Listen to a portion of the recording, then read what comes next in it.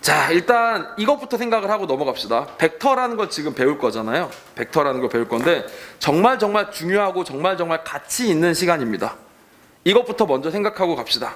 왜 이런 소리 한 번쯤은 들어봤을 텐데 대학 가면 미적분이 꼭 필요한데 미적분은 선택을 안 하고 수능에서 기하를 선택하고 가면 나중에 미적분 대학 가서 고생하는 거 아니야? 라고 하는 얘기들을 들어보신 적이 있을 수 있어요. 자, 그럴 때 뭐 첫 번째 이런 생각이 있죠. 속편한 친구들.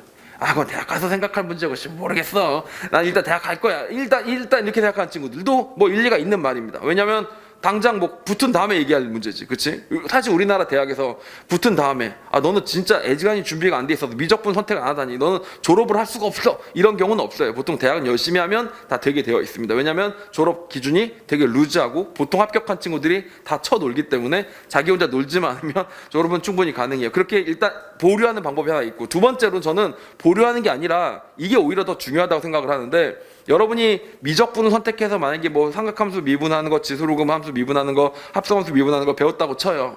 그리고 대학에 가잖아? 대학교 1학년 때 캘큘러스라고 똑같은 걸 다시 배웁니다. 사실 똑같은 걸 조금 더 심화적으로 다시 배워요. 알겠죠? 그래서 다시 처음부터 시작합니다. 소열의 극한도 하고 함수의 극한도 하고 미분이란 뭔지도 하고 미분 가능성도 하고 이렇게 배우기 시작해요. 알겠죠? 그래서 저는 대학교 다니면서 1학년 때 이 생각을 했다니까. 이건 왜 또 하는 거야? 약간 이런 거 있잖아요. 왜 집합 같은 경우가 가끔 겹칠 때가 있었는데 그거는 살짝 겹치고 좀 더 넘어가는 거라면 이건 그냥 똑같은 한 80% 똑같은 걸 하고 20%만 더 나가요. 알겠죠? 그러므로 사실 만약에 내가 상대적으로 미적분을 내신 정도만 하고 수능에서 소홀해서 대학에 올라갔다. 어떻게 하면 된다고? 그 1학년 미적분 할 때 제대로 하시면 돼요. 알겠죠? 근데 있잖아 얘들아, 벡터는 고등학교에서 안 하고 대학을 올라가잖아. 교수님이 벡터 란 하고 수업하는 일은 절대로 없어요. 알겠죠? 벡터 란 이라면서 수업을 하는 일은 아예 없습니다. 예를 들면 뭐 그 대학교 1학년 과목 중에 벡터 이런 거 없어요. 벡터 캘큘러스는 있습니다. 벡터를 미분하는 과목은 있어요. 벡터를 적분하는 과목도 있습니다. 자, 벡터를 미분하고 벡터를 적분하는데 갑자기 손 들고 물어보는 거야. 쌤, 교수님, 근데 저는 벡터가 뭔지 모릅니다. 야, 난 지금 너한테 벡터를 미분하는 법을 알려주려고 했는데 벡터가 뭔지 모른다고? 이 새끼야? 이렇게 되는 겁니다. 알겠죠? 그러니까 교수님들이 아, 그러면 큰일 난다 싶어서 뭐 한 거야 그때? 기하 선택 과목에서 빠졌을 때 들고 일어났던 거라고 보시면 됩니다. 최소한 벡터는 가르쳐야지가 된 거고, 요즘에 수학이 위상이 많이 올라갔죠, 옛날보다. 이건 몰라? 옛날을 모르니까 모를 수밖에 없겠구나. 제가 옛날에 대학교를 갈 때 수학과를 선택하겠다고 했더니 사람들이 다 같이 이구동성으로 뭐라 그랬냐? 너 굶어 죽는다 그랬어요. 순수 수학해서 어디다 써먹을래? 그렇게 사회랑 동떨어진 것들을 공부해서 어디다 써먹을래? 전산을 해야 프로그래밍 게임도 만들고 뭐도 만들고 전자를 해서 삼성전자도 휴대폰도 만들고 하지, 순수 수학 같은 거 하지 마 이랬는데, 아, 저는 그냥 수학이 좋아서 수학을 했거든요. 자, 근데 지금은 어떠냐면 뭐 인공지능의 시대니 뭐 4차 산업? 4차 산업 맞나? 4차 혁명? 뭐 하여튼 뭐 4차 통신? 아유씨. 자, 무식하지만 하여튼 뭐 그런 게 있단 말이에요. 그래가지고 수학의 위상이 어때? 수학을 많이 해야 된다고 하지. 그리고 그때 다루는 데이터들이 대부분 벡터의 로직으로 들어가고 있어요. 자, 그런데 그런 것들을 핫해진 이유가 벡터인데 벡터를 안 배우고 가면 뭐가 된다고? 그게 더 큰 문제가 된다고. 알겠죠? 그래서 지금 오늘 벡터를 수업하면서 첫 번째로 실용적으로 따졌을 때 되게 실용도가 높은 거를 여러분하고 얘기하려고 하니까 약간 저는 지금 들떠 있다. 알겠죠? 일단 여러분도 좀 업됐으면 좋겠어. 아, 벡터가 뭐야? 그래.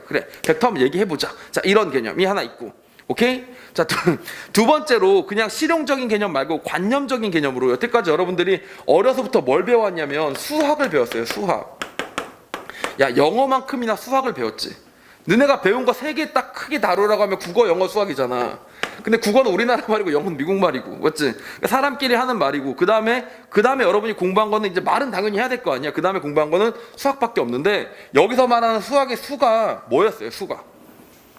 수가 정말 숫자를 말하는 게 있었죠. 넘버. 알겠죠? 더하기 빼기를 배울 때 그때는 우리가 뭐라고 부르냐면 사실 산수라고 배웠죠. 그렇죠? 그러다가 이게 점점 확장되기 시작해서 방정식도 배우고 부등식도 배우고 함수도 배우고, 함수를 배우다 보니까 그 자식을 미분도 하고 적분도 하고 이렇게 됐죠. 자, 그래서 이제 방정식이나 함수 같은 것들도 배우기 시작했었습니다. 또 뭐 배웠어요? 또 수학할 때 같이 나왔던 게 뭘 배웠냐면 기하, 그림 가지고 나온 것도 똑같이 같이 공부를 했었죠. 그렇죠? 자, 그리고 또 사실 알게 모르게 들어갔던 게 뭐 있냐면 논리도 있었습니다. P면 Q고 집합이고 명제고 이런 것도 공부를 했었고요.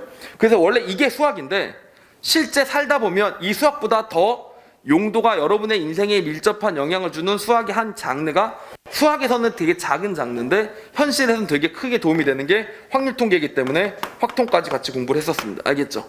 자, 근데 확률 통계도 다 뭐로 돼 있어? 데이터들이 싹 다 뭐로 돼 있어? 숫자로 만들어져 있잖아. 개수가 몇 개고 뭐 밀도가 평균이 얼마고 이렇게 나와 있잖아. 그치? 자, 그러니까 이것도 숫자 노름이었고 방정식은 당연히 숫자를 근으로 갖고 함수도 미분하면 미분계에서 숫자였고 그쵸? 다 숫자였고 했는데 이쪽의 내용들은 언제 하고 끝났냐면은 중학교 때 평면도형 배우고 사실은 끝났어요. 눈에 평면도형 끝나서 삼각형의 성질, 원의 성질, 삼각비 이런 거 배운 다음에 그 다음에 뭘 기하를 했어? 그나마 여러분이 기하로 한 거는 코사인 법칙, 뭐 사인 법칙 이런 거 할 때 삼각함수 할 때 기하 조금 들어간 거라고 보시면 되는데 그때 기하도 기하 중심이 아니라 코사인 법칙 자체가 뭐야? 피타고라스의 정리 안에 들어간 식이잖아, 식. 알겠지? 그렇게만 했던 거죠. 자, 그런데 그 대상이 어디로 늘어났냐면 이제나 이 수학이 이 수가 근본적으로 이딴 것들을 다 묶어서 뭐라고 부르기 시작했냐면 스칼라라고 부르고 이걸 한 단계 넘겨서 뭘로 넘긴다고? 벡터라는 걸 도입해가지고 수의 범위를 하나 확장을 시킨다고요. 무슨 말인지 아시겠죠? 수가 스칼라만 있는 게 아니라 벡터라는 것까지 있는 거다라는 걸로 확장시키려고 지금 여러분이 이렇게 모인 거라서 나는 첫 번째 실용적인 목적으로도 벡터는 내 인생에 꼭 필요하다. 알겠지? 두 번째 그리고 관념적인 뭔가 형이상학적인 그런 느낌으로도 여태까지 배웠던 수학이 한 단계 넓어지는 그런 느낌이야. 자, 이렇게 된다라고 보시면 됩니다. 여러분 뺐잖아요. 그 기하 벡터에서 기하 벡터에서 벡터를 빼려고 뭘 빼버렸어? 공간 벡터를 빼버렸죠. 근데 평면 벡터는 뺐어, 안 뺐어? 안 뺐어요. 왜 안 뺐어? 그건 못 빼는 거야. 어떻게 벡터를 빼니? 수학에서 벡터를 어떻게 빼니? 그래서 못 빼는 겁니다. 알겠죠? 공간 벡터는 왜 뺐냐면 공간 도형 배웠고 평면 벡터 배우면 지가 알아서 응용하면 되겠지 라고 생각한 겁니다. 현실적으로 힘들지만 충분히 가능한 한 시나리오거든요. 그러니까 그렇게 뺀 거고 지금 우리는 그 벡터를 공부를 시작해 보려고 합니다. 알겠죠? 그래서 여기 학생들한테 이렇게 한번 생각해 보세요. 이렇게 하고 수업을 시작해도 학생들 입장에서 보통 흥미가 안 생깁니다. 아무 흥미가 안 생겨요. 자, 내가 이렇게 중요한 얘기를 할 거야 라고 딱 시작하는데 학생들 입장에서는 또 학원 수업이다. 수업이다. 이렇게 되는 경우들이 많다고. 그래서 여러분이 이거를 왜 배워야 되는지에 대해서 잠깐 하나 딱 설명을 하자면 이 4개 지금 얘기해 볼 테니까 차이가 뭔지 머릿속에서 명확하게 드러나면 사실 안 들어도 되는 친구고요. 이 4개가 정확하게 구분이 잘 안 되면 이 친구는 지금 벡터에 대해서 공부를 해봐야 됩니다. 일단 첫 번째 점, 그리고 좌표, 그리고 벡터, 그리고 성분. 이 4개를 얘기했거든요. 점, 좌표, 벡터, 성분. 알겠죠? 이 4개가 각각 어떻게 다른 건지가 대충 설명이 되면 내가 만약에 어떤 이제 중학생 꼬맹이가 와가지고 형 이거 4개가 뭐야? 다 그게 그거 같은데? 이렇게 얘기했을 때 이 새끼 앉아봐 이러면서 딱 설명을 쭉 할 수 있으면 안 들어도 되는 친구고 보통 대부분은 뭐 그게 그거 아닌가? 뭐 이렇게 점이 위치가 좌표고 뭐 이렇게 벡터가 성분이고 뭐 그런 거 아닌가? 이렇게 된단 말이죠. 그렇죠? 요거를 좀 공부해보자 이런 얘기라고 보시면 되겠습니다. 알겠죠? 자, 그리고 사실 저는 이게 아까도 말했다시피 수학에서 처음으로 벡터라는 걸 배우는 거기 때문에 이 수준이 졸라게 낮아요. 진심입니다. 중학생이 어디 앉아있다고 칩시다. 걔도 충분히 공부할 수 있어요. 어느 정도까지만 공부하고 오면 공부할 수 있냐면 제가 그걸 언제 배우는지를 모르겠네. 왜냐면 제가 과학한 지 너무 오래돼가지고 왜 그거 있잖아. 왜 뭐 힘 이동거리 하면은 1 나오는 거 있지. 그거 언제 배우니? 2학년 때? 고2 때? 힘 이동거리 하는 거 고2 때 배워? 고1 때? 중학교 때 안 배워? 그럼 중학생들은 힘하고 일이 뭔지 몰라? 뉴턴 단위 뭔지 몰라? 중학교 때 배우잖아. 옆에 앞에 앉아가지고 틀린 정보를 알려주고 있어. 내가 고등학교 1학년 때 배우면 너무 빠가 같잖아 우리나라가. 알겠지? 그 중학교 애들도 힘하고 일은 알아야지. 알겠지? 아마 중학교 때 배울 것 같아요. 잘은 모르겠는데 이게 3학년 2학년 1인지 모르지만 그 정도에는 앉아서 들을 수 있는 게 뭐라고? 벡터 수업이라고. 알겠죠? 그래서 편안하게 들으시되 개념을 근본적인 원본적인 개념을 좀 정확하게 잡고 넘어가는 시간을 가져보자 이런 얘기입니다. 알겠죠? 자, 일단 되게 교과서적으로 정말 재미없게 일단 시작을 해보도록 할게요. 평면 벡터의 뜻입니다. 평면 벡터의 뜻부터 얘기를 해보도록 합시다. 사실 벡터의 뜻이라고 해도 돼요. 이젠 여러분에게 공간 벡터라는 건 가르치지도 않으니까 그냥 벡터는 평면 벡터인 건데 평면 벡터의 뜻부터 시작하겠습니다. 교과서 보면 이렇게 되게 무미건조하게 써있죠.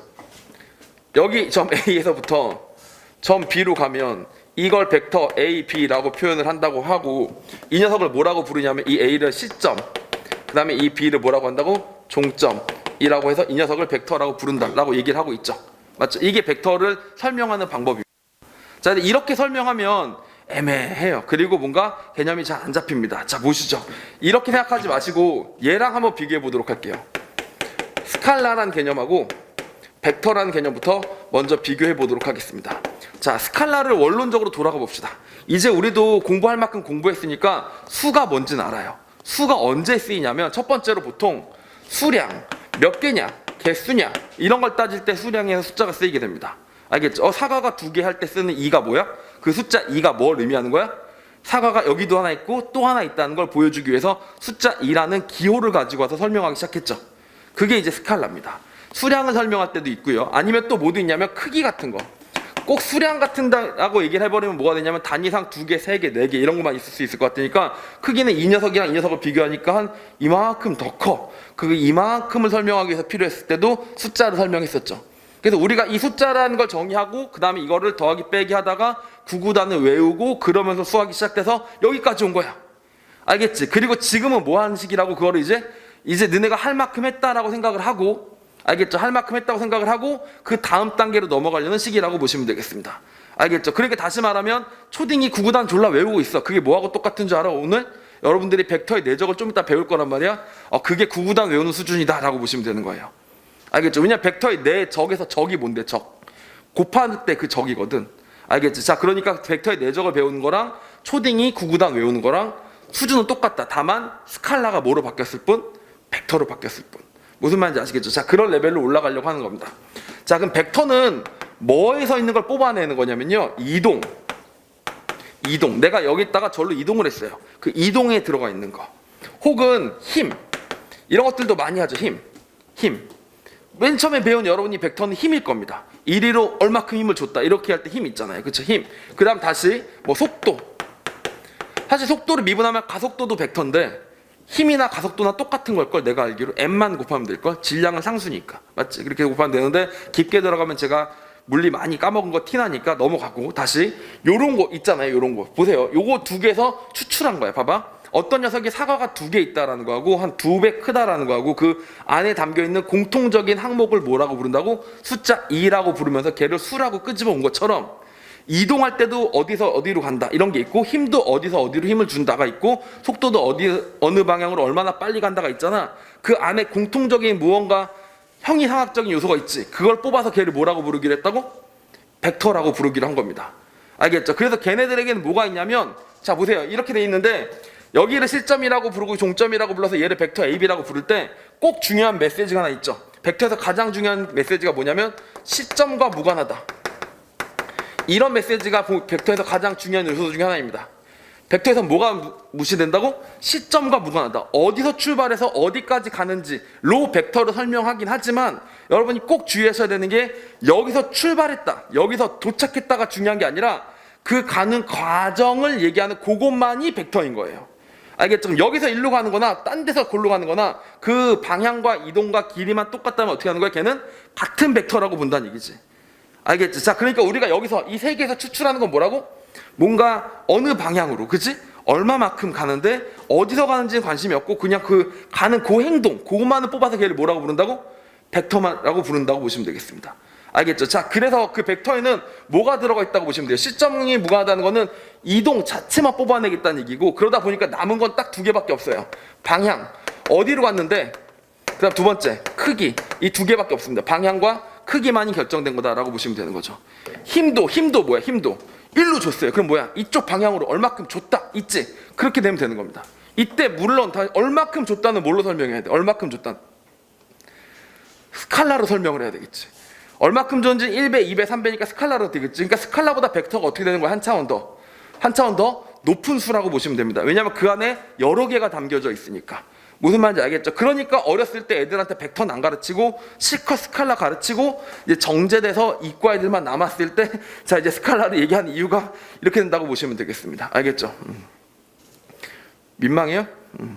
정제됐으면 프라이드를 가지고 그렇지 내가 선택받았지 이렇게 돼야 되는데 내가 정제된 건가?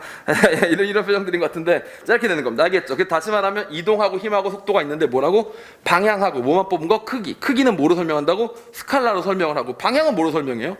방향도 뭐 각이라는 도구를 통해서 설명할 수도 있고 아니면 그냥 기하학적으로 생각해 줄 수도 있고 그래서 방향과 크기라는 성분이 들어가 있는 걸 뭐라고 부른다고? 우리가 벡터라고 부른다라고 보시면 됩니다. 벡터에서 뭘 말한다고? 여기서 일로 가는 그 이동 자체 여기가 중요한 것도 아니고 여기가 중요한 것도 아니고 그냥 그 이동만큼만 뽑아가지고 걔를 뭐라고 부른다고? 벡터라고 부른다. 이렇게 생각해 주시면 됩니다. 알겠죠? 자 그러면 이걸 이해했잖아요. 그러면 벡터의 연산은 전혀 할 필요가 없어요. 할 필요가 없어요. 벡터의 연산이라는 것은 공부할 필요가 없습니다. 그 왜 공부 잘하는 친구들 중에 공부 열심히 안 했는데 그냥 성적 잘 나온 애들 있죠. 그리고 그냥 쭉 보더니 하는 애들 있죠.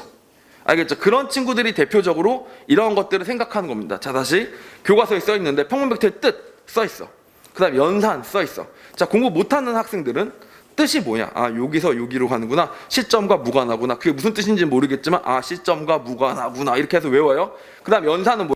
상수배는 상수배가 됨, 덧셈 뺄셈은 순서를 바꿔도 됨, 뭐 곱셈은 어쩌고 저쩌고가 됨, 영벡터는 뭐라고 하면 용어를 막 외워요. 자 이렇게 공부하고 있을 때 공부 잘하는 친구들의 생각은 뭐냐면 이거지. 그래서 벡터가 뭐라고? 아 벡터는 그러니까 시점과 무관하니까 그냥 이 가는 그거를 벡터라고 부르는구나. 그럼 연산은 뭐 자연스럽게 저렇게 정의되겠지 뭐 하고 넘어가는 겁니다. 이게 공부를 제대로 하는 방법이에요. 벡터 연산 당연히 그렇게 정의될 수밖에 없어요. 0벡터는 뭐겠어요? 0벡터. 이동만 뽑긴 했는데 크기가 0이래. 그럼 무슨 말이야? 이동을 안 했다는 겁니다. 이동을 안 했어요. 가만히 있는 거예요. 그냥. 그러니까 0벡터는 그냥 점 가만히 있는 녀석입니다. 아무것도 크기가 없는 녀석이겠죠. 역벡터는 뭐예요? 역벡터는 내가 갔는데 도로 돌아오고 싶어요. 그게 역벡터지. 그거 어떻게 하면 되겠어? 어떻게 해야 돌아올 수 있어? 이동을 없애 캔슬하려면 어떻게 해야 되겠어? 방향이 반대고 크기는 똑같이 가야지 캔슬하게 되겠지.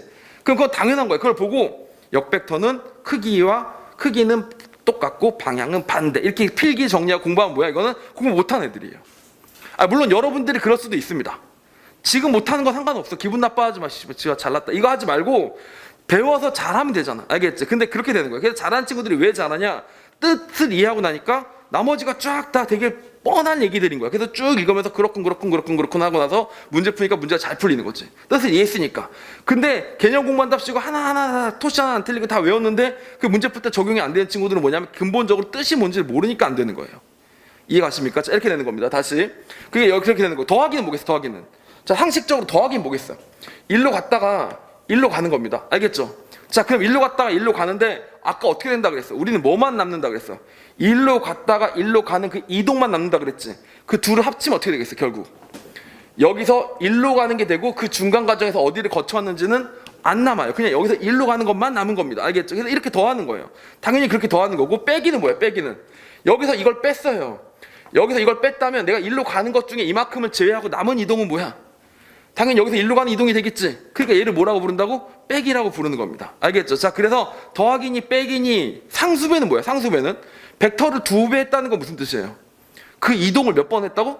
2번 했다는 겁니다. 그러니까 그 방향 그대로 어떻게 하면 되겠어요? 더 늘려주시면 되겠죠. 글로 이동을 2번 했다고 생각해 주면 되는 거니까. 알겠죠? 자, 이 여러 가지 개념들, 이 물리학적으로 다뤄지는 여러 가지 개념들에서 벡터를 그래도 가장 쉽게 이해할 수 있는 방법은 이동입니다. 알겠지? 이동입니다. 왜냐하면 힘하고 속도 이야기로 설명을 하기 시작하면 졸지에 기하 수업이 아니고 물리 수업이 돼. 알겠죠? 근데 내가 물리를 잘했는데 진짜 잘했거든? 기억이 안 나요. 알겠죠? 자, 그래서 여러분이 뭘 물어보면 기억이 안 나. 풀어줄 자신이 없어. 알겠죠? 그러니까 우리 수학적으로 가보자. 알겠죠? 이동입니다. 나 진짜 잘했으니까 이상하게 오해하지 마세요. 알겠죠? 저 서울과학고 나왔습니다.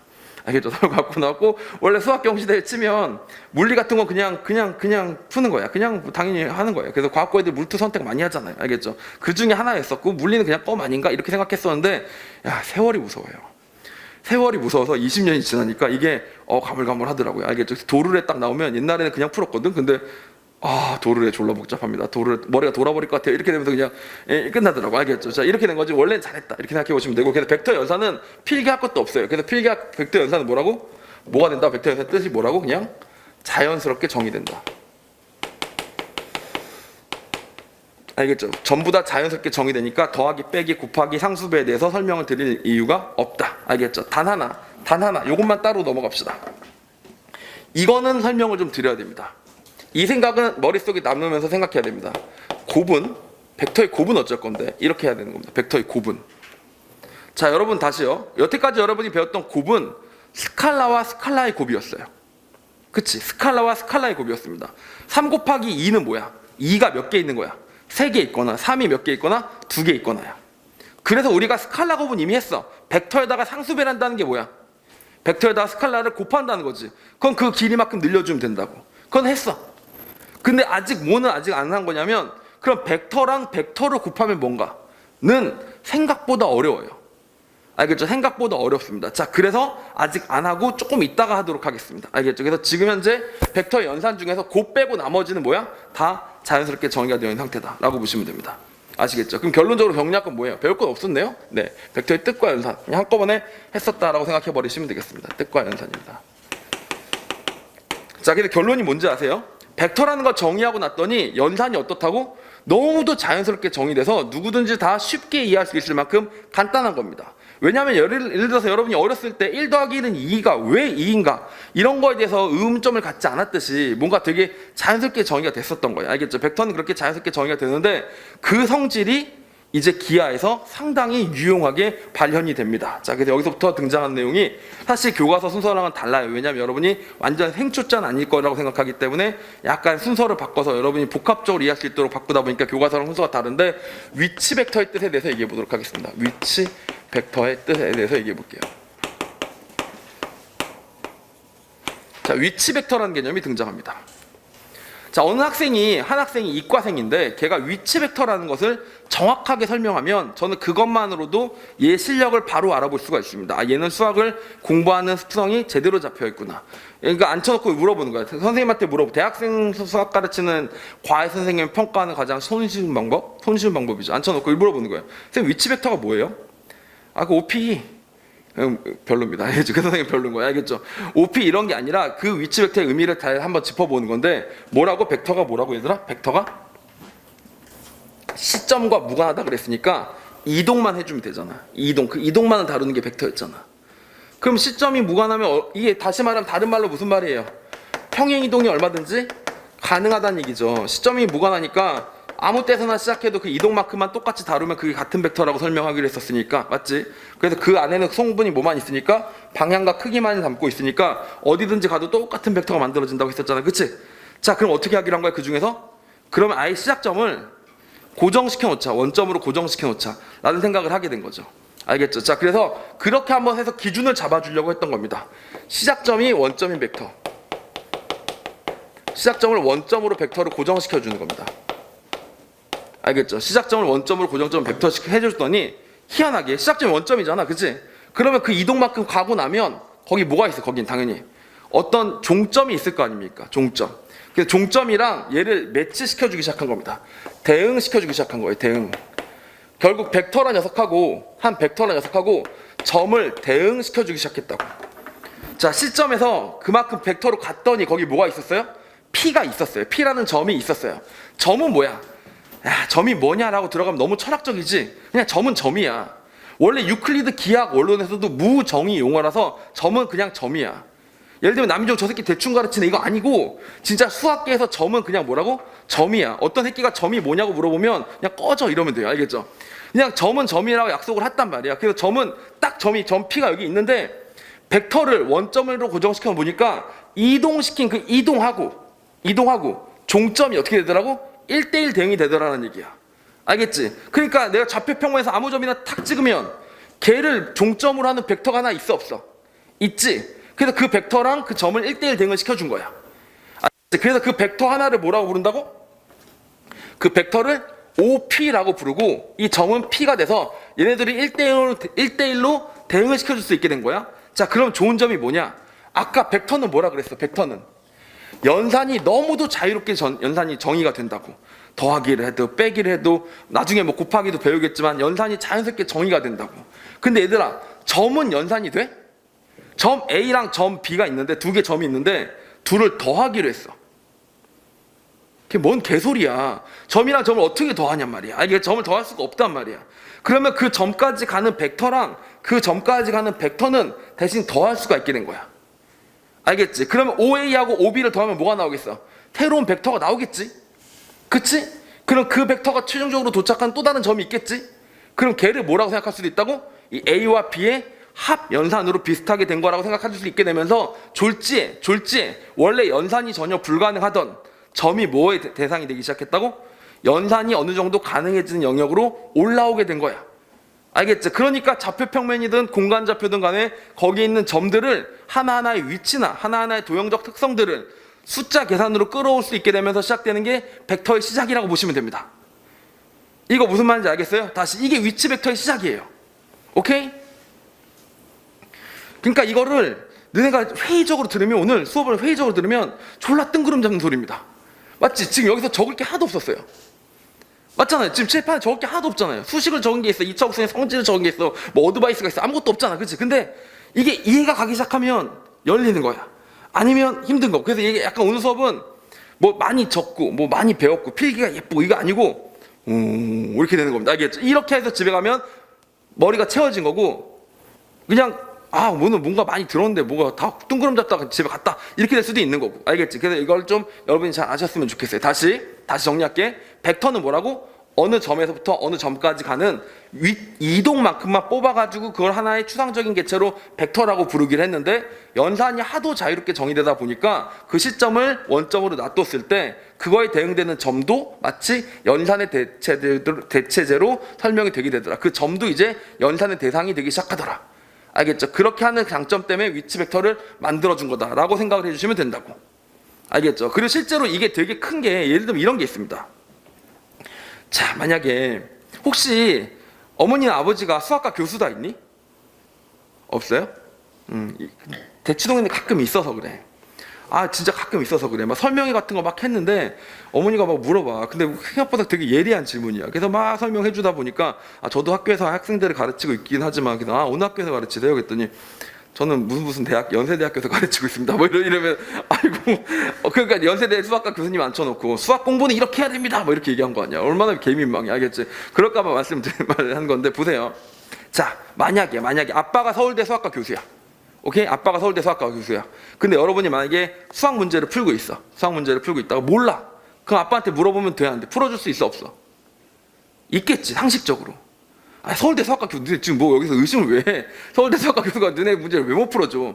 아빠 근데 미안한데 이거 어떻게 푸는 거야? 아빠 어렸을 때 공부 잘했다며. 이게 좀 풀어줘. 그러면 풀어주겠지. 사실 아빠가 서울대 수학과 교수까지 안 가도 돼. 그냥 뭐 의사다. 아빠 의사다. 의사도 그냥 기억은 잘 안 나는데 내가 더듬어 볼게. 이러면 조금만 시간만 주면 이건 뭐 이랬던 것 같고, 그다음 덧셈정리 기억 안 나지만 잠깐 있어봐, 유도할게. 이러더니 유도해서 그냥 풀어주고 이렇게 돼요, 보통. 알겠죠? 근데 그게 깨질 때가 있습니다. 그게 깨질 때가 언제냐면 중등 수학 경시 기하 문제 같은 거 줄 때예요.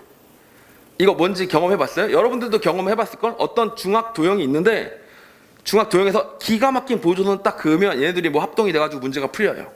근데 그거를 서울대 수학과 교수님이 아빠야. 그래서 아빠 이거 좀 풀어줘. 이랬더니 아빠가 근데 이게 기가 막힌 보조선이니까 그런 거 안 풀다가 간만에 보면 안 보이잖아. 그래서 아빠 입장에서는 한참 여러 가지 생각을 하다가 이거를 뭘 이으면 좋을까 한참 하다가 이제 말리기 시작하는데, 보통 그러면 되게 당황스럽단 말이에요. 왜냐하면 자기가 서울대 수학과 교수라는 그 타이틀이 있으니까 자기 아들의 질문을 못 받는 그 순간 얼마나 식은땀이 나겠어. 알겠죠? 자, 그러니까 이제 그러면서 말려서 못 풀게 되는 경우가 생긴다고. 근데 그거는 아빠가 실력이 없는 게 아니야. 그 중등 수학 경시 문제가 애초에 너무 꼬여 있고 너무 이상한 건 거지. 알겠지? 자, 그런데 그렇다고 해도 막말로 풀 수는 있어야 될 거 아니야, 결과적으로. 중학교 기하적으로는 못 풀어도 다른 방법으로라도 풀 수는 있어야 될 거 아니야. 알겠지? 그거를 무조건 풀 수 있게 보장하게 해주는 게 바로 뭐라고? 그게 벡터입니다. 알겠죠? 그러면 그 중등 기하에 있는 점들을 하나하나 뭐로 잡아? 벡터로, 위치 벡터로 하나씩 다 잡아버리는 거야. 여기서 뭐 좌표 생각한 친구도 있을지 모르겠지만 좌표는 결국 계산 노가다로 모든 걸 끝내버리겠다는 거고, 그거는 계산 노가다가 아니라 그냥 점을 위치 벡터로 잡아줘요. 그다음 벡터의 연산으로 모든 걸 바꿔버리면 중등기하를 풀 수가 있게 된다고. 그러니까 즉 다시 말하면 창의적인 보조선에서 막혀서 아마 그분이 돌아가셨겠지. 유클리드 이런 분이 돌아가셨겠지. 유클리드 문제가 막 유클리드 기하학 원론을 쓰는데 졸라 어려운 뭐 증명을 해야 된단 말이야. 근데 이거 어떻게 하다 힘들어서 그냥 수학이 거기서 끝났는데, 그 이후에 후세 사람들이 이러지 말고 이동해서 벡터라는 걸 뽑아와가지고 그걸로 문제를 풀자. 이렇게 하면 그 관련된 문제들은 뭐라고? 다 풀 수 있습니다. 알겠죠? 자, 그렇게 되고 실제로 그거에 관련된 내용들을 우리 문제 풀 때 제가 하나씩 설명을 드릴 거예요. 알겠죠? 즉 다시 의미가 있는 거다? 점을, 도형에서 가장 기본적인 요소인 점을 연산이 가능한 대상으로 갖고 오기 시작하면서 우리가 이제 이거를 계산하고 셈에서 풀어낼 수 있게끔 바꿔줬기 때문에 의미가 있는 거다가 된 겁니다. 알겠죠? 근데 점한테는 이런 게 있었어요. 점에게는 좌표라는 개념이 있었습니다. 좌표. 점 P가 있었어. 그럼 P는 A, B라고 하자. 이런 거 있잖아. 이런 거. 좌표. 좌표는 뭘 설명해 주는 거야? 좌표는 위치를 설명해 주는 겁니다. 너 어디 있니? 이렇게 얘기하는 거죠. 예를 들면 뭐 음아파트 뭐 몇 동 몇 호 가면 뭐야? 거기는 주소지, 주소. 그 주소가 좌표고 거기 가면 누가 살고 있겠지. 그게 걔네 집이야. 알겠지? 애인의 집이야. 애인의 집이 점 P인 거지. 알겠죠? 그리고 좌표가 있어서 있는데 그러면 결국 다시 말하면 모두 대응이 된다는 얘기냐면 벡터에게는 이 좌표도 뭐라고? 얘네들이 1대1 대응이 되고 얘네들이 1대1 대응이 되니까 벡터에게 뭐가 대응이 된다고? 여기도 좌표가 대응이 되게 되는 거지. 알겠지? 그래서 그 좌표를 그대로 갖고 와서 뭐라고 하기로 했다고? 그 벡터의 성분이라고 하기로 한 겁니다. 예를 들면 0,0에서 3,4까지 가는 점이 있었어. 3,4의 점이 있었어. 거기서부터 고까지 가는 그런 위치 벡터가 있었어.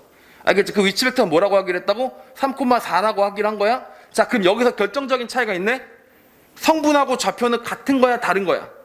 숫자는 똑같은 거야. 숫자는 똑같은 건데 성분과 좌표의 차이는 뭐냐? 성분들은 평면 벡터, 위치 벡터들의 성분들은 연산이 돼요. 연산과 연산 통해서 새로운 성분으로 거듭날 수가 있습니다. 그런데 좌표는 그게 안 된다는 얘기지. 즉 다시 정리해 볼게요. 예를 들어 보자. 여기 점 A가 있었고 여기 점 B가 있었어요.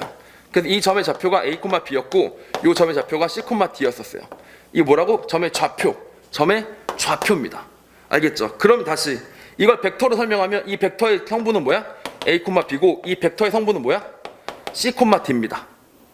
무슨 말인지 알겠죠? 그리고 이 벡터랑 이 벡터를 둘이 더하면 어떻게 되겠어? 우리 둘이 더하면 벡터 연산들은 이렇게 된다고 배웠지. 이렇게 된다고 배웠지. 그래서 이거 둘이 더하면 이 벡터로 새롭게 재탄생됐어. 재탄생되고 나니까 여기서부터 여기까지 하는 게 C만큼 갈 때 D만큼 가는 거니까 C만큼 갈 때 D만큼 가는 거니까 이 점의 좌표가 뭐가 되더라고? A 더하기 C, B 플러스 D가 되더라. 이렇게 된 거야. 알겠지? 자, 그래서 우리는 어떻게 얻을 수 있냐면 A, B하고 C, D라는 녀석을 이거는 뭘 의미하는 거야? 이거는 위치 벡터를 의미하는 거야. 위치 벡터의 성분들이야. 이것도 뭘 의미하는 거야? 어떤 위치 벡터의 성분들이야. 알겠지? 그 둘을 더했더니 뭐가 나왔다고? A 더하기 C, B 플러스 D라는 점이 나왔어. 그치? 이것도 뭐야? 그 결과로 나온 위치 벡터의 성분이야. 그래서 이거 둘을 더하면 이게 된다라고 연산을 할 수가 있는 거지. 근데 만약에 얘가 점의 좌표면 점의 좌표는 좌표랑 좌표를 더해서 새로운 좌표를 만드는 일은 절대 없어. 이거 무슨 말인지 알겠어? 예를 들면 음마아파트 1동 102호 사는 애하고 2동 뭐 203호 사는 애가 있는데 걔네 둘을 집을 합쳤더니 뭐 3동 뭐 300 몇 호가 된 거야. 말이 안 되는 소리잖아. 그런 일은 없어. 그런 일은 없어. 그냥 위치를 설명하고 끝이야. 좌표는. 알겠지? 다시 정리할게. 점 그리고 점의 위치가 좌표다. 벡터의 크기를 보여주는 게 성분이다. 근데 벡터는 연산 가능하고 그러다 보니까 선분도 연산 가능하고 근데 점은 연산 불가능하고 그러므로 좌표도 연산 불가능하다. 근데 좌표와 성분은 그 순서상이나 표현 양식이 서로 같을 수밖에 없고 그리고 위치 벡터와 점은 어떻게 된다? 서로 1대1 대응된다. 라고 개념이 잡히면 다 잡힌 거야. 알겠지? 내가 이렇게 조금 뭐랄까 하드코어하게 개념을 잡고 있지만 이게 궁극적으로 여러분에게 훨씬 더 도움이 됩니다. 아시겠죠? 이걸 이해를 통해서 문제를 풀면 궁극적으로 도움이 됩니다. 그래서 기하는 그런 게 좀 있습니다. 마스터했다. 끝냈다. 아, 평면부터 이해 다 갔다. 이렇게 되면 더 안 해도 된다. 이런 게 있습니다. 무슨 말인지 알겠죠? 까먹기 전에만 한 번쯤 그냥 감을 떨어지기 전에만 해주면 될 뿐이지 뭐 새롭게 다시 배워야 된다. 이런 게 없습니다. 예를 들면 치환적분 같은 거야. 치환적분, 부분적분 같은 거는 사실 삼각치환, 막 복잡한 치환 막 이런 거 나오기 시작하잖아. 자, 그러면 감 떨어지면 어떻게 돼요? 바로 아, 이거 뭐 어떻게 했더라? 기억이 안 나는데 이렇게 됩니다. 왜냐면 할 게 되게 많기 때문에 그래요. 적분의 종류가 너무 많기 때문에. 근데 그 벡터는 그런 게 없어. 지금 쓴 게 아무것도 없잖아. 근데 머릿속에 넣을 게 없는 거야. 넣을 건 없지만 돌아갈 건 있는 거지. 머리가 돌아가는 원리는 있는 거지. 알겠죠? 원리만 있고 개념의 내용이 없는 그런 과목이기 때문에 여러분 이걸 이해하시면 정말 두고두고 도움이 됩니다. 아시겠죠? 그래서 일단 그게 바로 뭐라고? 위치 벡터예요. 위치 벡터의 뜻과 뭐라고? 선분 아닙니다. 제가 혀가 짧아서 그래요. 알겠죠? 성분이고 그다음 다시 뭐라고? 점과 좌표가 된다라고 생각해 주시면 되는 겁니다. 그래서 얘가 뭐가 됐다, 어떤 의미가 있다고, 얘가 연산이 가능해진 의미가 있었다. 이렇게 생각해 주시면 되겠습니다. 오케이 말이?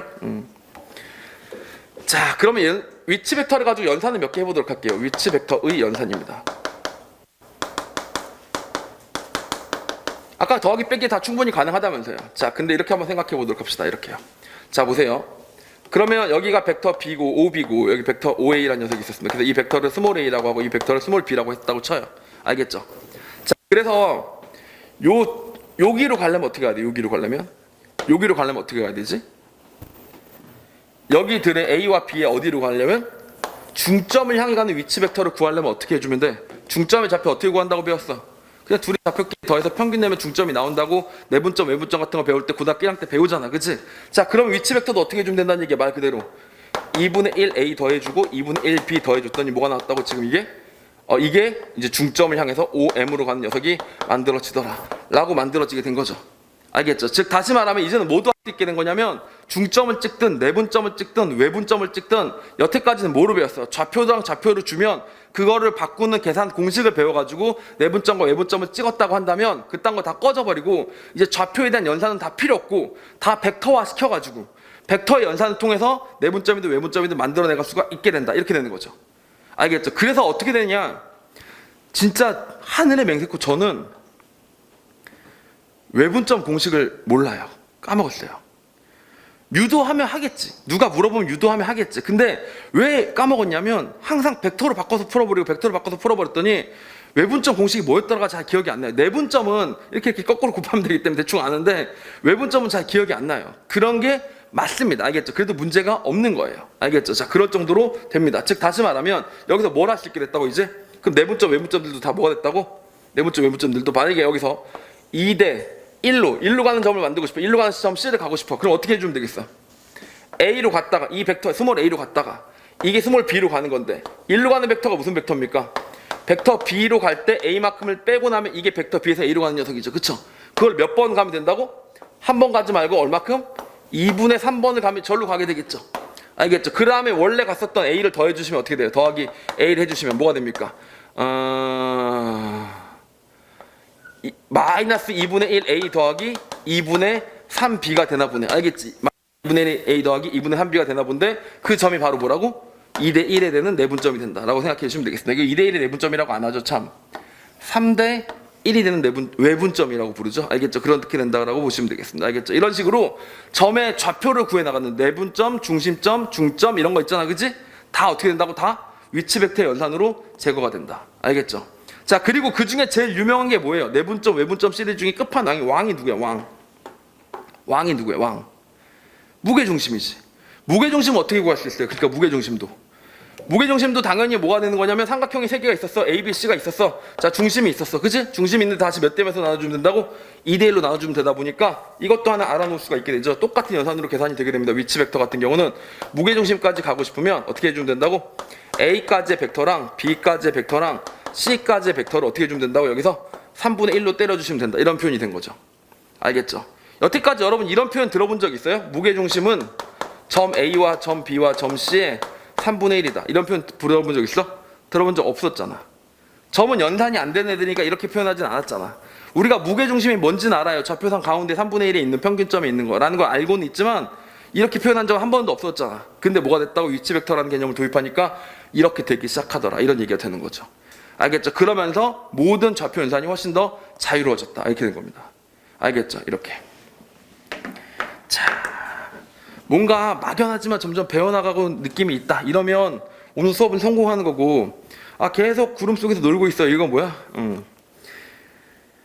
이건 진짜 오늘 수업이 대실패가 되는 겁니다. 이런 수업은 진짜 어려운 수업이에요. 사실은 그냥 미적분에서 합성함수 미분법 수업하는 거 이런 거 제일 편합니다. 합성함수 미분은 어떻게 하는 거냐면 이렇게 하면 되는 거야. 뭐 이런 거.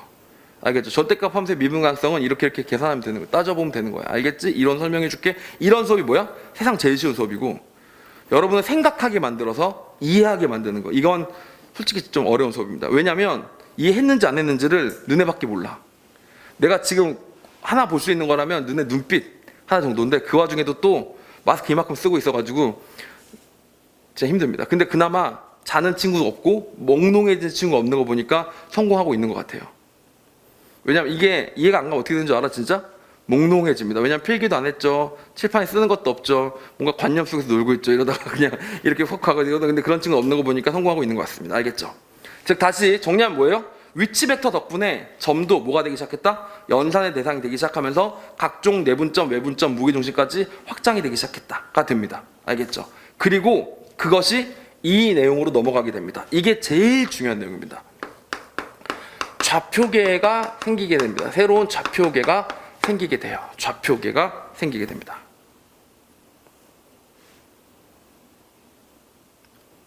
호기심? 자, 호기심. 좌표계가 생기게 됩니다. 진짜 김 빠지네. 내가 이럴 줄 알고는 있었어. 이럴 줄 알고 있어서 오늘 오면서 마음의 준비를 하고 왔어. 애들이 아무리 시무룩해하고 힘들어하고 김 빠지는 해도 나는 최선을 다해서 수업을 할 거야가 됐는데, 얘들아 진짜야. 난 지금 제일 무서운 게 뭔지 알아? 지금 진짜 제일 무서운 게 뭔지 알아? 다음 주 우리 못 만나는 거. 내가 아까 그랬지. 2차 곡선 너네가 안 되니까 지금 다시 해줄 거라고. 다음 주에는 2차 곡선 다시 한번 하는 시간을 가져야 되겠다라고 생각을 하고 있는데, 갑자기 뭐 3단계 뭐 이래 버리면서 뭐 학원 문 꽝 이렇게 닫으면 뭐야 그냥 불강력적이잖아. 이거 어떻게 할 거야? 알겠지? 자, 그러니까 이제 그런 게 제일 무서운데, 그러니까 지금 거꾸로 이렇게 모여서 수업할 수 있는 것에 감사함을 느끼면서 우리 겸허하게 공부를 좀 해보도록 합시다. 그러니까 뭐라고? 좌표계는 뭐? 궁금하다. 그치? 호기심? 호기심 올라가면 됩니다. 제가 이미 공부한 좌표계가 있었어요. 어떤 좌표가 있었냐면 직교 좌표계라는 게 있었습니다. X축과 Y축이 있었을 때 여기를 직교한 좌표계가 있었습니다. 영어로는 뭐라고 하냐면 카르테시안 좌표계라고 해요. 카르테시안 코디네이션이라고 한다고. 그 카르테시안이 뭐야? 누구야? 데카르트입니다. 데카르트의 대 빼고 카르테시안입니다. 데카르트가 생각해서 카르테시안. 알겠죠? 그런 좌표가 있습니다. 생각해보면 겁나 쉬운 얘기죠. 이 점의 좌표를 어떻게 설명하면 된다고? 이 길이랑 이 길이를 설명하면 된다. 이런 얘기입니다. 예를 들면 내가 여기서 한 학생을 딱 지목했는데, 너 이렇게 했더니 손가락이 두꺼워가지고 뭐 두 명이서 서로 이러고 있어요. 자, 그럼 뭐라고 하면 돼? 몇 콤마 너 이렇게 얘기하면 되잖아. 그치? 그렇게 설명한 좌표기를 얘기하는 거였습니다. 맞죠? 자, 이런 걸 무슨 좌표계라고 했었냐면 직교 좌표계라고 했었고요. 여러분이 배운 좌표계는 딱 2개밖에 없어요. 사실 이것도 배우긴 배웠는데 기억이 안 날 수는 있겠지. 이거는 극 좌표계라고 하는 게 있습니다. 폴라 코디네이트. 들어봤어? 자, 한 점이 똑같이 있습니다. 한 점이 있는데 그 점을 뭐라고 설명하는 거냐면 아래다가 세타로 설명을 해주는 거야. 알겠죠? X랑 Y 좌표 2개로 설명하는 게 아니라 원점으로부터의 거리랑 요 각으로 설명을 해주는 거지.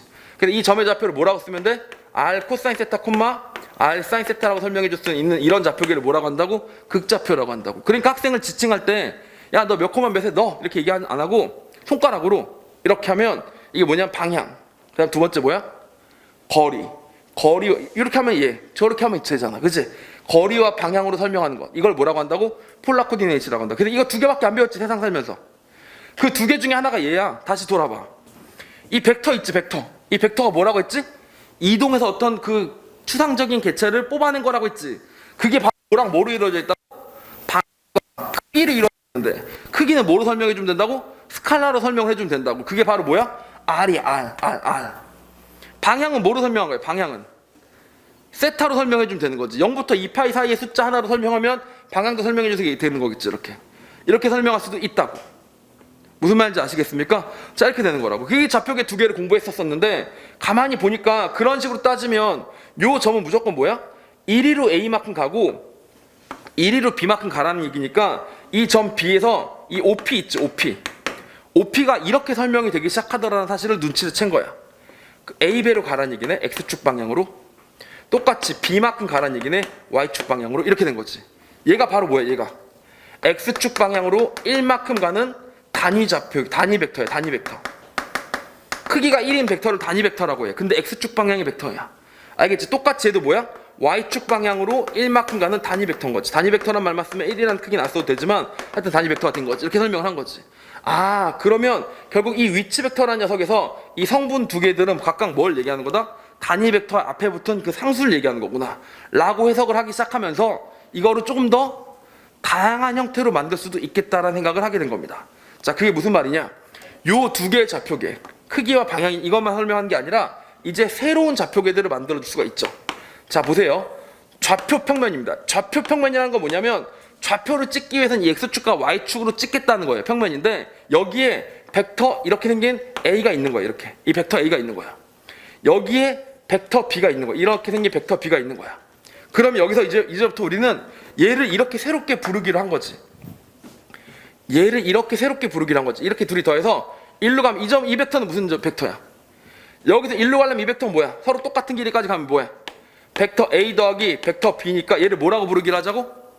벡터 A가 1개, 벡터 B가 1개 이렇게 부르는 거잖아. 그치? 그럼 요 점을 뭐라고 하기 시작하자고? 얘를 new 1,1이라고 하자. 돼, 안 돼? 안 돼? 좀 힘들어. 힘들어. 되잖아. 생각해봐봐. 얘가 원래 세상에서는, 원래 좌표계에서는 지만 내려가면서 적당한 좌표랑 적당한 좌표의 합으로 만들어지기 표현으로 되겠지. 근데 얘네들의 세상에서는 뭐라고 보면 돼? 얘가 새로운 1,1인 거야. 그럼 얘는 뭐야? 얘들아, 얘는 뭐야? 그럼 얘는 여기 중점이라면, 여기에 중점이라면 얘는 뭐야? 얘는 1로 1 가고 1로 1 가서 여기 가는 게 아니라 1로 1 갔지만 1로 몇만 갔어? 1에 반만 갔잖아. 얘는 몇 콤마 몇이야 그러면? 2분의 1,1이 되는 거지. 얘는 뭐가 되고? 1,2분의 1이 되는 거고. 그럼 이렇게 와서 얘는 뭐가 되는 거고? 얘는 2분의 1,2분의 1이 되는 거고. 0,0은 누가 되는 거고? 얘가 되는 거란 말이야. 그럼 그런 식으로 따지면 이 좌표계에서는 뭐가 된 거야? 이 좌표계에서는 모두 다 쫙 하고 펼쳐져서 어떻게 되는 거야? 그냥 다 몇 콤마 몇이라고 A와 B의 콤보로도 설명할 수가 있게 되는 거지. 그러면서 어떻게 돼? 좌표계가 더 확장되기 시작한다고. 좌표계가 훨씬 더 확장돼서 더 다양한 형태로 만들어질 수가 있게 되는 거라고. 무슨 말인지 알겠니? 그리고 그러면 어떤 장점이 있냐면, 예를 들면 이런 장점이 있을 수가 있어요. 봐봐. 중학교 기하로 다시 돌이켜서 생각해 볼게. 중학교 기하야. 여기 3등분점이 있었어. 여기 3등분점이 있었어. 그래서 여기서 이렇게 그었어. 여기서 2등분점이 있었어. 이렇게 그었어. 알겠지? 그래서 여기는 2등분이고 여기는 3등분이야. 중등기하야. 중등기하. 알겠지? 중등기하인데 누가 이것 대 이것이 몇 대 몇이냐고 묻는 거야. 알겠지? 그러면 중학교 때는 이걸 어떻게 풀으라고 배웠냐면 요렇게 평행선을 그으면 된다고 배웠어. 너네가 기억이 안 나서 그렇지 배웠어. 알겠지? 평행선을 그으면 닮음이 나오니까 돼요. 알겠죠? 이렇게 부르면 나중에 이것과 이거의 비율을 구하고 이것과 이거의 비율을 구해서 구하면 된다고 배웠어. 중학교 때는. 알겠지? 자, 근데 벡터적 요소를 도입하니까 이게 무슨 소리냐면 봐봐. 이거를 벡터 A라고 하고 이거를 벡터 B라고 하는 거야. 그럼 얘는 뭐야? 얘는 벡터 A와 벡터 B의 몇이야? 3등분점이 되는 거지. 여긴 중점이 되는 거지. 그럼 중점하고 3등분점을 연결해서 교점이 되는 거지 이게. 그럼 나중에 뭘 구하고 싶다고? 이거와 이거의 비율을 구하고 싶다 그랬지. 근데 그거 구해나가는 과정이 이 A랑 B가 이렇게 되는 게 아니라 이렇게 되면 안 되나? 이렇게 벡터 A가 벡터 B랑 이렇게 똑같이 직각으로 이렇게 된 거야. 계산하기 쉽게. 얘가 1,0이 되고 얘가 0,1이 되도 이렇게. 그럼 여기서 이렇게 딱 때리고 여기 똑같이 긋고 여기 중점 긋고 이렇게 긋고 이렇게 그으면 요거하고 요거의 비율이랑 요거하고 요거의 비율이 어떨 것 같아? 서로 같을 것 같지? 왜냐면 지금 여기서도 모든 비례관계가 다 성립하게 되니까. 새 좌표계를 만들어도 원점을 공유해서 서로 평행하지 않은 벡터로 새로운 좌표계를 만드니까 거기서의 위치 관계가 A랑 B가 다른 걸로 바뀌더라도 그 모양 그대로 유지가 되더라라는 사실을 알게 되는 거야. 그게 위치 벡터의 장점이야. 자, 그럼 나중에 이런 문제를 풀 때 이 좌표 구했더니 졸라 지랄 맞아. 알겠지? 근데 나한테 이것도 이거의 비율을 구하라고 했어. 그럼 그냥 여기 0,1이라고 놓고 여기도 1,0이라고 놓고 계산 때려서 이거와 이거의 길이 구한 다음에 그 비율이 이 비율과 둘이 어떨 거라고 서로 같을 거라는 얘기가 되는 거지. 알겠지? 그래서 내가 좌표 넣는 풀이를 극혐하는 이유가 뭐냐면, 좌표 넣는 풀이라는 건 뭐냐면 새로운 벡터를 설정하지 않고 주어진 벡터에다가 그냥 다 계산을 때리겠다는 얘기가 되는 거고, 그거를 적당히 다른 좌표계로 옮겨서 문제를 계산하기 쉽게 풀면 그거는 좌표 넣는 풀이보다 더 우월한 위치 벡터의 개념을 활용한 풀이기 때문에 그거는 꼼수가 아닌 거야. 오히려 서울대 서학과 교수님이 중딩 아들에게 이 새끼가 이상한 문제를 갖고 와서 나를 골탕 먹일 때 해결할 수 있는 유일한 아주 안정적인 무기인 거지. 다만 설명을 못 해주는 거지, 중딩 아들한테는. 아빠 이거 어떻게 푼 건데 갑자기 도형을 왜 바꾸는데? 이게 위치 벡터라는 건데 말이야. 자, 이렇게 시작해야 되니까 이제 이야기가 긴 거지. 근데 너네는 지금 나랑 1시간 정도 떠들고 나니까 이제 뭐가 됐어? 이제 이게 적용이 가능해지게 된 거다, 이런 얘기가 된 겁니다. 알겠죠? 그래서 다시 말하면 무슨 말이라고? 위치 벡터 덕분에 새 좌표계를 설정하는 게 가능해졌다.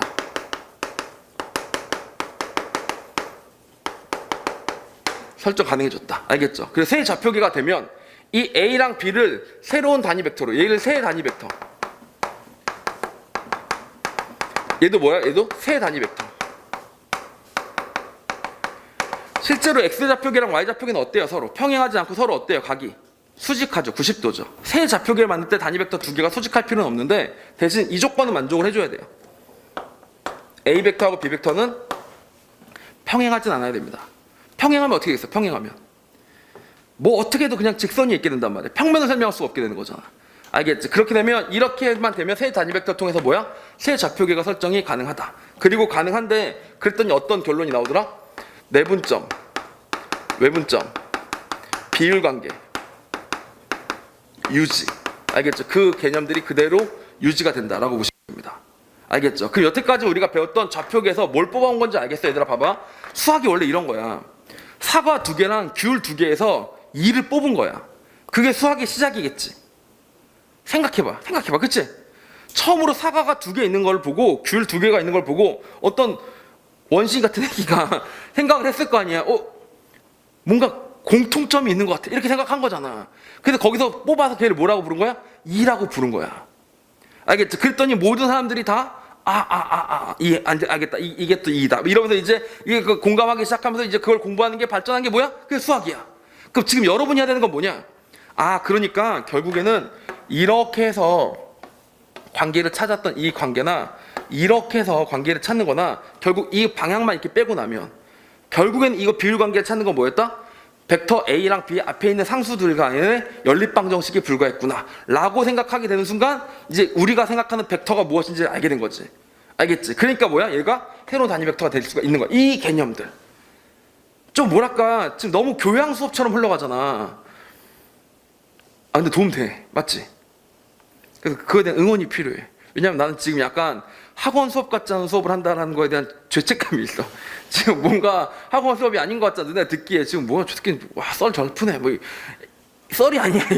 진짜 이거 이해해야 돼. 알겠지? 이렇게 되면 모든 것도 영역해 나갈 수가 있게 됩니다. 자, 그리고 한 가지 더 가봅시다.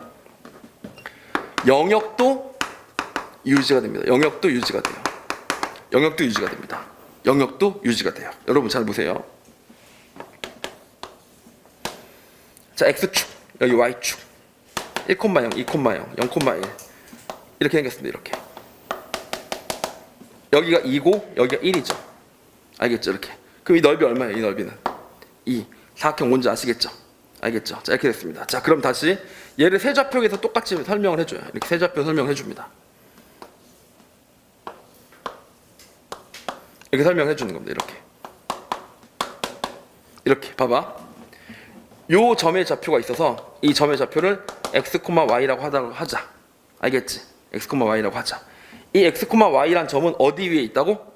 요 사각형 안쪽에서 노는 녀석이야. 그럼 우리가 생각하는 식으로 쓰면 뭐야? x가 0부터 2까지고 y는 0부터 1까지를 만족하면서 막 놀고 있는 점들이 있었다가 되는 거지. 사실 엄밀히 말하면 이번 교육과정에서 부등식의 영역이라는 게 경제수학으로 넘어가면서 사실 고등학교 1학년 과정에서 빠졌어. 맞지? 좌표평면에서 영역을 설명하는 거에 대해서 부등식의 영역을 설명하는 게 빠졌어. 근데 지금은 부등식의 영역으로 설명하는 게 아니라 점 좌표들의 범위로 설명을 하는 거야. 이건 부등식이 아니야. 엄밀히 따 x 따로 따지고 y 따로 따진 거니까. 알겠지? 그래서 y랑 점의 좌표들의 공통적인 조건으로 설명하는 거니까 부등식 영역과 좀 기회가 다른데 그러면 이 x, y에 대해서 xa 더하기 yb를 구해도 어디 있겠니? 이 xy에 대해서 xa 더하기 yb가 바로 어디겠어? 이 a로 몇 칸? 2칸.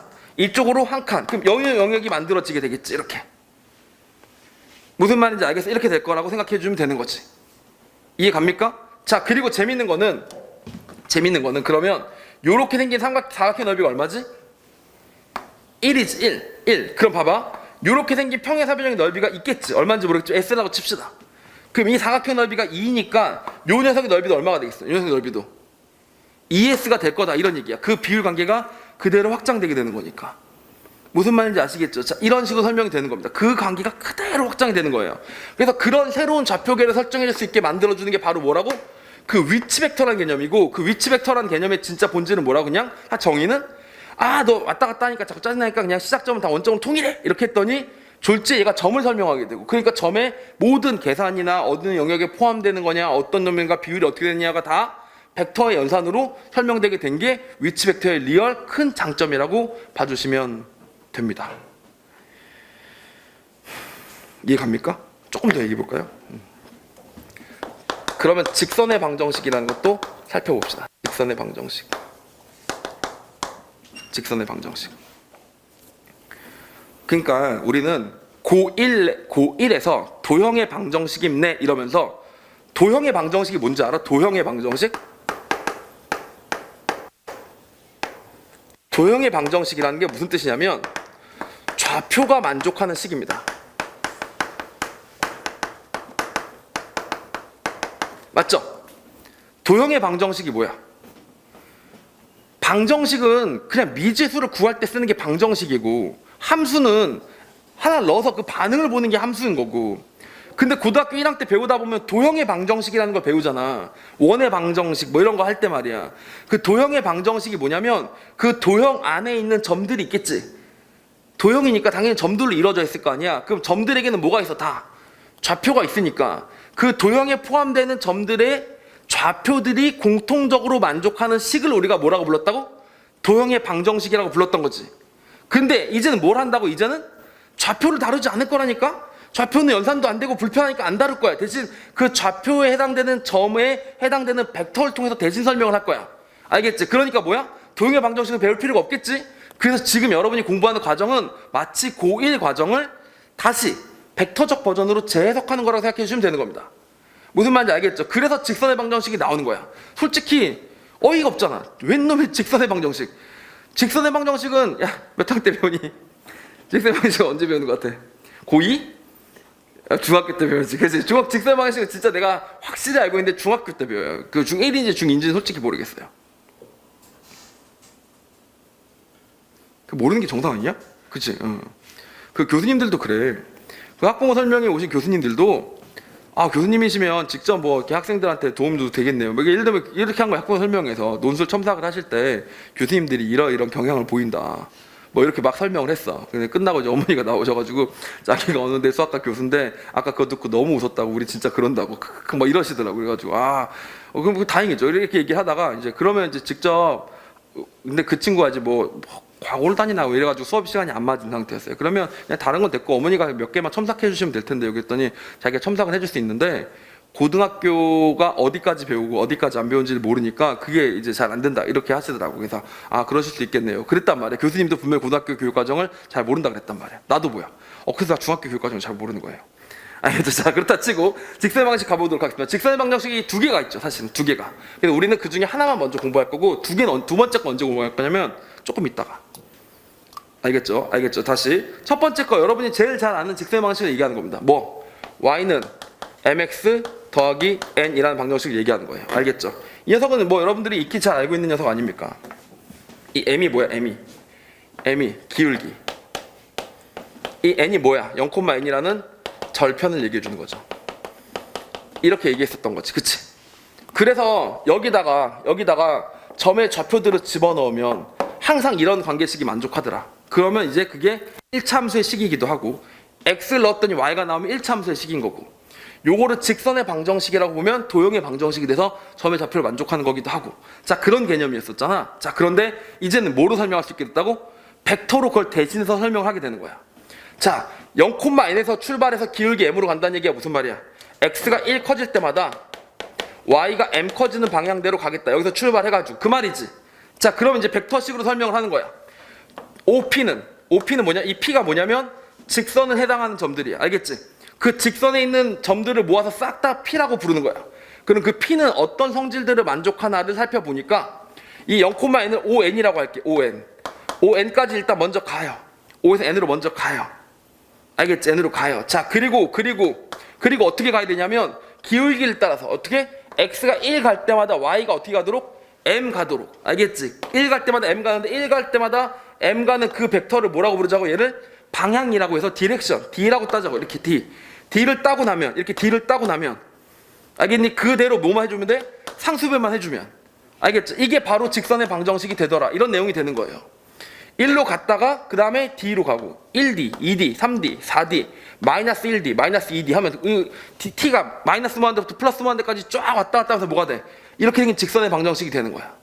근데 만약에 내가 여기다가 t의 범위를 주현해서 주면 어떻게 돼? 0부터 1까지라고 주면 어떻게 돼? 이게 뭐가 돼? 0에서부터 1까지가 뭐가 돼? 뭐가 돼? 상수배가 되는 거지. 그러니까 선분이 되는 거지. 선분. 직선이 아니라 선분의 방정식이 되는 거지. 이거 무슨 말인지 아시겠어요? 이렇게 설명하게 되는 거죠. 그래서 여기서 출발한 애들로 되는 거구나. 이렇게 되는 거죠. 이걸 뭐라고 한다고 이제? 이건 뭐야 이거는? 이건 도형의 방정식이야. 얘는 뭐야 이거는? 벡터식이야. 뭐의 벡터식? 어떤 직선의 벡터식이 되는 거지.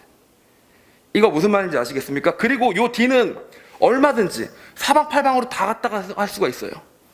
이 방정식의 가장 큰 단점이 뭔지 알아? 이 방정식은 모든 직선을 설명할 수가 없습니다. 어떤 직선을 설명할 수가 없냐면 Y축과 평행한 직선을 설명할 수가 없어요.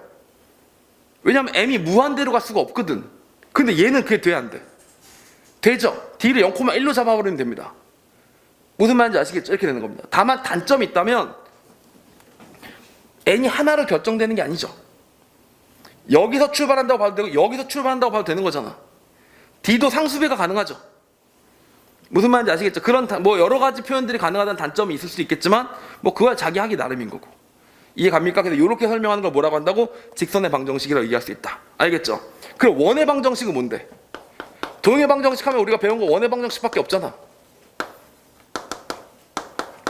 원의 방정식도 1입니다. 나중에 원의 방정식 2도 다시 설명해 드릴 겁니다. 원의 방정식이 뭐였어요? 여태까지는 x-a의 제곱하고 y-b의 제곱이 돼서 그거의 반지름의 길이가 뭐라고 배웠어? 지금 r제곱이라고 공부했었지, 그치? 이렇게 공부했었던 게 도형의 방정식에서 여기다 좌표를 집어넣으면 성립하는 거였었지만 이제 어떻게 생각해 주면 되느냐?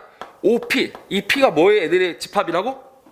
원 위에 있는 점들이 갖고 있는 녀석들을 해당하는 거에 1대1 대응되는 위치 벡터들을 얘기하는 겁니다. 알겠죠? 걔네들은 어떻게 생긴 애들이라고 보시면 되냐면 OC까지 갔다가 센터까지 가요. 이 C가 센터입니다. 알겠죠? 그리고 다시 여기다 뭘 더해주면 된다고? CP를 더해주면 되는 이런 식으로 설명이 되는 거잖아. 단 여기다 뭐가 다 붙어 있어야 돼. 여기서 CP의 길이가 뭐라고? CP의 길이가 R이다. 이것만 붙어 있으면 되는 거죠. CP의 길이가 R이다. OC로 갔다가 거기서 뭐라고? 빙 그르르 돌았다 이렇게 되는 거죠. 이해 가십니까? 이렇게 생각해 주셔도 되는 거고 다시 말하면 이거 뭐하고 똑같냐? OP에서 OC를 뺐더니 이게 R이다. 이렇게 써도 되는 거죠. 이렇게. 알겠죠? OP에서 OC를 뺐어요. 그럼 뭐만 남았어요? C에서 P로 가는 것만 남았지 않습니까? 그게 뭐라고? 그게 R이다. 이렇게 설명이 되는 거죠. 알겠죠? 이게 무슨 식이야? 벡터식이라고 설명해 주시면 됩니다. 왜? 이 점 P는 그런 것들을 다 만족시킨다고요. 무슨 말인지 아시겠어요? 이게 뭘 공부하기 위한 거였다고? 다 위치 벡터에서부터 온 식들이다 라고 생각해 주시면 됩니다. 왜? 점을 싹 다 이제 뭐로 대체하기 시작했어? 벡터로, 위치 벡터로 대체하기 시작한 겁니다. 그래서 앞으로 기하 문제도 전부 다 뭐로 풀 거라고? 벡터로 풀기 시작할 거예요.